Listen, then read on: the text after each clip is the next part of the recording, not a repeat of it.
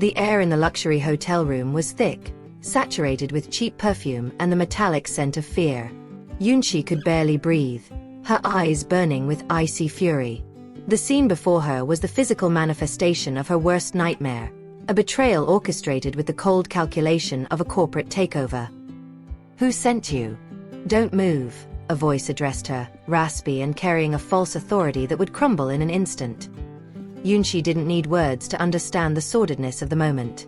Outside, the world was already looking for her, but what truly consumed her was the certainty that the person who had dragged her into this hell, her fiancé Leng Xuan, didn't want the truth to come out. The irony was a slow poison. He lured her into a scandal, yet he was trembling with terror.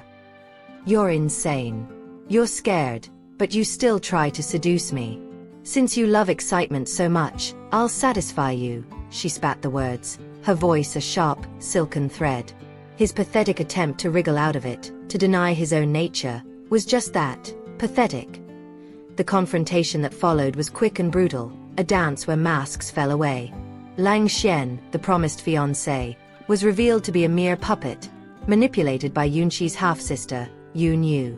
Yunxi's accusation echoed in the room. "She destroyed my mother's family, and now you come to seduce my fiancé?" Leng Xuan's reply was the final stab, the confession that the engagement was nothing more than a means to an end, the inheritance of Yunxi's mother's shares. "If I wasn't going to marry you to get her inheritance, do you really think I would have agreed to marry you?" In that instant, pain gave way to an iron determination. Yunxi was no longer the betrayed fiancé. She was the avenger. She broke off the engagement right there, before the widened eyes of the traitors. "A scoundrel like you doesn't even deserve for me to marry you. Even if you die, you have to die on our wedding day." The escape was chaotic. Yunyu, with her sweet, venomous smile, tried to stop her, but Yunxi didn't look back. It was in the middle of the street, under the cold light of dawn, that destiny intercepted her in the form of a luxury car and a man. "Have you seen enough? Who are you? Why did you save me just now?" The man who had pulled her into the vehicle was Leng Xuan, President Leng Xuan's uncle. An imposing figure with the aura of someone who moved mountains. His silence spoke louder than any speech. Yunxi, driven by an impulse that mixed desperation and audacity, realized she had traded a smaller predator for a larger, but perhaps more honest, one. She needed an ally, and Leng Xuan, with his cold, calculated interest in the family chaos, was the perfect piece. Her necklace, the only physical memory of her mother, was with him. The pretext for negotiation was set. Leng Xuan did something wrong. "As his uncle, of course, I'll help him clean up the mess," Xuan declared, his voice deep and controlled. Yunxi smiled, a smile that didn't reach her eyes but promised danger. The proposal that followed shocked even the unflappable businessman. "Since your nephew betrayed me, I'm going to arrange for his uncle to be my husband." Yunxi's vengeance wouldn't just be the annulment of a marriage. It would be the complete subversion of the family order. She offered Leng Xuan the key to dominating the Leng Group, her mother's 5% shares, making her the largest shareholder, provided he married her. "What are the conditions?" he asked, his interest finally piqued. "Marry me." The pact was sealed in an impromptu press conference, where Yunxi, head held high, cancelled the engagement with Leng Xuan and then signed a marriage agreement with Leng Xuan. It was a business contract disguised as a union, complete with clauses for fidelity and cohabitation. "If you're going to be my wife, you have to obey me," he provoked her, his dark eyes fixed on hers. "Don't worry, darling. I'm quite loyal, as long as you don't break the contract. I'll be faithful until the end," Yunxi replied, using the term darling for the first time with delicious sarcasm. From that moment on, Yunxi was no longer alone. She was Mrs. Leng, and her vengeance was just beginning. Yunxi's first battle as Mrs. Leng was in her own home. Returning to her childhood residence, she found the door closed and her father, Yun Chongtian, waiting for her with her stepmother, Li Meifan, and Yunyu. Her father, a weak and dominated man, attacked her for canceling the engagement, jeopardizing the restructuring of the bankrupt Yun Corporation. "Don't call me father," he shouted. "You dare to cancel the engagement, in front of so many people." Yunxi maintained her composure, but the mention of Yun made her snap. She confronted her father, exposing the betrayal on the wedding day. Yun Chongtian's response was the cruelest blackmail. Yunxi, I'm telling you, her ashes are with me, you better obey. Li Meifen's threat to flush her mother's ashes down the sewer was the breaking point.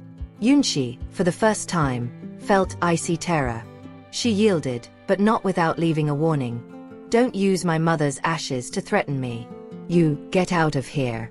But if you dare take the ashes, I will never let you go. The return to Leng Xuan's apartment, after being assaulted by her father, revealed an unexpected side of her contract husband. He tended to her bruises with an ointment, a gesture of tenderness disguised as pragmatism. You are my wife. So what if we're photographed? Being with you must be my good karma from past lives, he murmured, his voice low, almost inaudible. The forced cohabitation began to break the ice between them. Yunxi, a woman used to fighting alone, found a wall of support in Xuan. When Xuan's ex-fiancé, Miss An, tried to flirt with him in a restaurant, Yunxi didn't hesitate to claim her place. I am qualified. Dear, how could Mr. Leng marry a woman like you?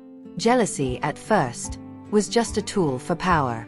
But over the days, the cold, calculated attraction transformed into something deeper. The physical intimacy, initially denied by Xuan as part of the agreement, became a palpable tension. Since we are married, isn't sleeping together natural? He asked, his voice carrying a dangerous promise. Yunxi, despite her steel facade, was confused. Vengeance had led her into a marriage of convenience, but the man beside her was an enigma that disarmed her. Meanwhile, Yunxi's revenge against Leng Xuan and Yunyu unfolded. She used her new power as the majority shareholder to take control of the Yun Corporation, humiliating Yunyu in a board meeting. Father, don't forget you've been to prison before. If it weren't for you being my father, the Yun Group would have nothing to do with you anymore, she declared, exposing her father's weakness and her half-sister's illegitimacy. Yunyu's fall was swift. Involved in embezzlement and assault, she was taken into custody, screaming Yunxi's name. Vengeance was sweet, but the price was high. Complete alienation from her father. This is the last time I call you father. From now on, we are strangers. The relationship between Yunxi and Xian depended amidst the chaos. He protected her with a ferocity that surprised her, and she, in turn, began to love him. Jealousy became real, especially when Miss An, the fiancé, returned to stabilize the union. Yunxi is not for you. She is nothing more than a pawn kicked out of her house. Ania humiliated her, but Yunxi did not back down. She had Xian's unconditional support, and he defended her publicly. Because she is my wife, he declared, throwing Ania out of their house and threatening the very existence of the family in Seoul. Their love was a fortress, but the past was a persistent shadow. In a moment of vulnerability, Yunxi discovered the truth about her mother's death. Li Meifen, in a fit of rage, revealed, your mother didn't commit suicide. I saw with my own eyes that person squeeze your mother's neck and push her down the stairs. Yunxi's vengeance gained a new and darker purpose. She was no longer fighting for shares or status, but for justice for her mother. The novel's climax came with the return of Leng Xuan, expelled from the Leng family and consumed by envy, reallied with Ania in a final plan to destroy the couple. Ania, in an act of desperation, kidnapped Yunxi during a social event. If you ruin this face, will Leng Xuan still love you? Ania asked, a knife in her hand. Yunxi, despite her terror, maintained her dignity. She refused to beg, challenging Ania to do her worst. Beg me. Only if I die. Xian's arrival at the kidnapping scene was dramatic. He was willing to do anything to save his wife.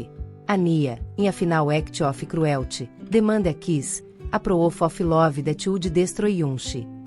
Trade your kiss for the life of the one you love most. It must be worth it, right? Yunxi screamed, begging him not to give in.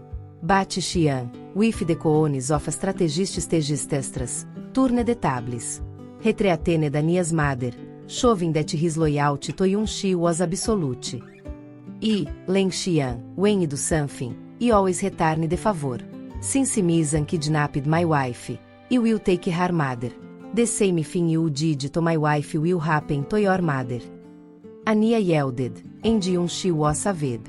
The incident, however, left Xian gravely wounded, the result of a previous ambush orchestrated by Leng Xuan.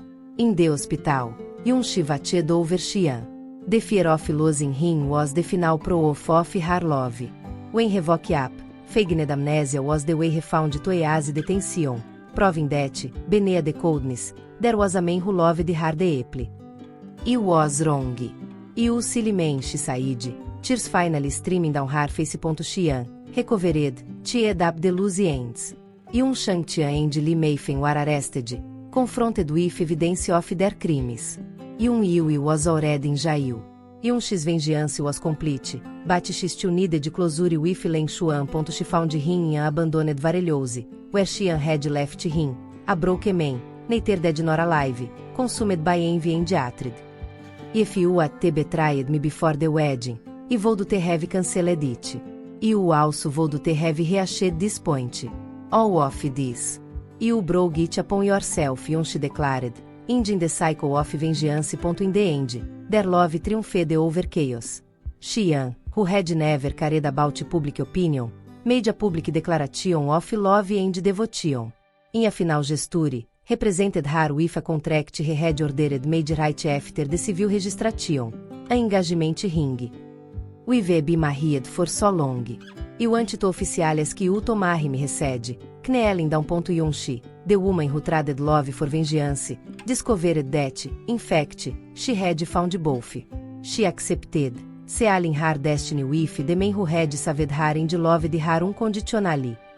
I accept, she replied, and the price of vengeance transformed into the priceless value of true love.